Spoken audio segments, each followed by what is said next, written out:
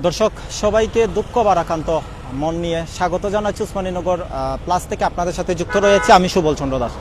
দর্শক আমার পেছনে যে বাসটি দেখেছেন এই বাসটি কিন্তু আজ সকাল 7টা থেকে 7টা 10 মিনিটের মধ্যেই কিন্তু স্পট ডেট 7টায় এবং আরও দুজন কিন্তু সিলেট এমএজি উসমানী মেডিকেল নেওয়ার পর কিন্তু আরও দুজন মারা গেছেন। আমরা এরকম একটি সংবাদ পেয়েছি। আমরা সর্বশেষ আজকের সিলেটের উসমানীনগর উপজেলার তাজপুরের যে খাসে খাফন নামক স্থানে যে আজকে দুটি বাসের সরাসরি সংঘর্ষে কিন্তু স্পট ডেট হয়েছেন 7 জন এবং আরও অত্যন্ত 20 থেকে 25 জন আহত অবস্থায় কিন্তু তাদেরকে এমএজি উসমানী মেডিকেল কলেজ হাসপাতালে প্রেরণ করা হয়েছে। সেখানে কিন্তু আরও দুজন কিন্তু চিকিৎসাধীন অবস্থায় দুজন মারা গেছেন। মোট নিহত সংখ্যা দাঁড়িয়েছে 9। দর্শক আমরা সরাসরি আজকের সর্বশেষ অবস্থানটুকু জানানোর চেষ্টা করব এবং যে বাসের মধ্যে আজকের এই সকালে 7টা থেকে 7টা 10 মিনিটের মধ্যেই যে দুটি বাসের সরাসরি সংঘর্ষে যে আজকে আমাদের উসমানীনগর উপজেলার খাসি খাফন নামক স্থানে যে 9টি তরতাজা পান একসাথে কিন্তু ঝরে গিয়েছে। এই সেই বাস বেঙ্গল বাস ও ইউনিক বাসের মধ্যে আমরা যতটুকু জানতে পেরেছি এবং এই বাসের মধ্যে থাকা 9 জন যাত্রী কিন্তু জায়গায় একদম 7 জন জায়গায় মারা গেছেন এবং 2 জন এমএজি উসমানী মেডিকেল হাসপাতালে যাওয়ার পর কিন্তু আরও 2 জন মারা গেছেন। আমরা সরাসরি আজকের এই তাজপুর থেকে আমরা তাজপুরের খাসি খাফন থেকে আপনাদেরকে সরাসরি দেখানোর চেষ্টা করছি। আমরা এই বিষয় নিয়ে আপনারা সকাল থেকে কিন্তু অনেক তথ্য আপনাদেরকে অনেক তথ্য দেওয়ার চেষ্টা করেছিলাম। ভাই আপনি একটু যদি আমরা তথ্য দেন। ভাই আমি কিচ্ছু জানি না ভাই সাহেব। কোন সময় আইসই? ভাই আমি কিচ্ছু জানি না ভাই। কিছু জানেন না? আমি একটু হেল্প করলাম ভাই ওখানে ভাই, আর ফোন তো আর কিছু জানি না। আচ্ছা, অসংখ্য ধন্যবাদ। দর্শক যারা আমাদের সাথে দেশ এবং প্রবাস থেকে ইতিমধ্যে যুক্ত রয়েছেন অবশ্যই আপনারা আমাদের সাথেই যুক্ত থাকুন, কারণ এই যে বাসটি আপনারা ইতিমধ্যে দেখতে পাচ্ছেন এই সেই বাস যে বাসের মধ্যেই কিন্তু আজ দুটি বাসের সরাসরি সংঘর্ষের মাধ্যমে কিন্তু 9টি তাজা প্রাণ চলে গেছে। আমরা সেখান থেকে দেখাচ্ছি এবং বাসটি ইতিমধ্যে দেখতে পাচ্ছেন দুমড়ে মুচড়ে কিন্তু একেবারে অবস্থা খুব ভয়াবহ। আমরা সরাসরি আজকের আমাদের এই উসমানীনগর উপজেলায় মর্মান্তিক সড়ক দুর্ঘটনা যেটি দুটি বাসের সরাসরি সংঘর্ষে 9 জন মানুষ কিন্তু এই দুনিয়ার মায়া ত্যাগ করে চলে গেছেন। আমরা সরাসরি দেখানোর চেষ্টা করছিলাম। আপনারা যারা আছেন সবাই আমাদের সাথে যুক্ত থাকুন এবং আপনাদেরকে কিন্তু আপডেট দেওয়ার জন্যই কিন্তু ইতিমধ্যে আমরা সরাসরি যুক্ত হয়েছি। এখনও কিন্তু আমরা যে বিষয়টি লক্ষ্য করছি আজকের এই সড়ক দুর্ঘটনার খবর শুনে কিন্তু অনেকেই অনেক জায়গা থেকে আসছেন এবং এই বিষয়ে অনেকেই মর্মাহত। আমরা সরাসরি আপনাদেরকে দেখানোর চেষ্টা করছি। অনেকেই কিন্তু যুক্ত রয়েছেন আপনাদেরকে কিন্তু সর্বশেষ আপডেটটি দেওয়ার জন্য। আমরা যতটুকু জানতে পেরেছি যে এই সরাসরি দুটি বাসের মুখোমুখি সংঘর্ষ হওয়ার পর কিন্তু উসমানীনগর থানা পুলিশ এবং শেরপুর হাইওয়ে পুলিশ এবং ফায়ার সার্ভিসের যৌথ চেষ্টায় কিন্তু তারা যারা উপস্থিত টাইমে আহত ব্যক্তি এবং নিহত ব্যক্তিদেরকে কিন্তু উদ্ধার করেন এবং এলাকাবাসীর সহযোগিতায় কিন্তু তাদেরকে উদ্ধার করে নিহতদেরকে আমরা যতটুকু জানতে পেরেছি আমাদের উসমানীনগর থানার অফিসার ইনচার্জ মুস্তফা কামাল মহোদয়ের কাছ থেকে আমরা যতটুকু তথ্য জানতে পেরেছি যে সরাসরি সংঘর্ষে যে 7 জন মানুষ মারা গেছেন তাদের মরদেহটি কিন্তু শেরপুর হাইওয়ে পুলিশের কাছে হস্তান্তর করা হয়েছে এবং বাদবাকি 20 থেকে 25 জন যাত্রীদেরকে কিন্তু এমএজি উসমানী মেডিকেল আহত অবস্থায় তারা চিকিৎসায় পাঠিয়েছেন এবং চিকিৎসায় পাঠানোর পর কিন্তু আরও 2 জন মানুষ মারা গেছেন। আমরা এরকম তথ্য জানতে পেরেছিলাম।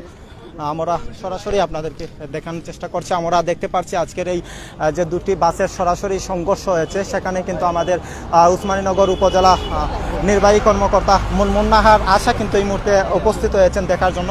আমরা একটু কথা বলার চেষ্টা করব নির্বাহী। আমরা আপনাদেরকে আজকের এই সড়ক দুর্ঘটনা আমাদের উসমানীনগর উপজেলা নির্বাহী কর্মকর্তা মুন্নাহার আশা মহোদয়ের কাছ থেকে আমরা জানবো এবং তথ্যটুকু আপনাদেরকে দেওয়ার চেষ্টা করবো। যারা রয়েছেন আমাদের সাথে যুক্ত অবশ্যই আপনারা আমাদের সাথে যুক্ত থাকবেন।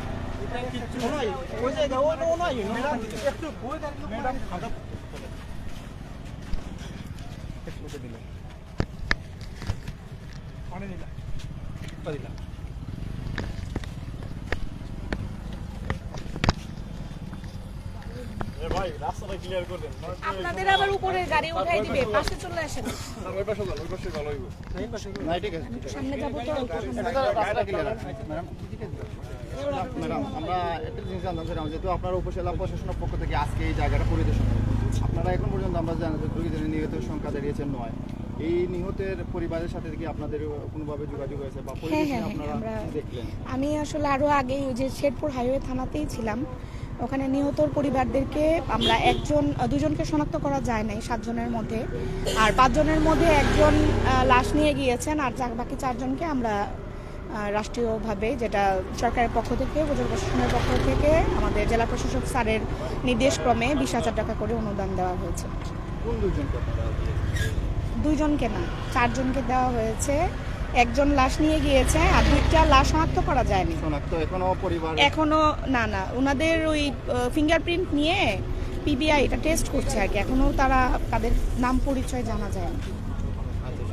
আমরা যতটুকু জানি যে এই যে যতজন নিহত হয়েছে তারা প্রায় সিলেটের না, সবাই সিলেটের পাই না সিলেটের 2 জন আছে 7 জনের মধ্যে, ভৈরবের আছে 2 জন, ব্রাহ্মণবাড়িয়ার আছে 1 জন, আর একজন কুলিয়ারচরের।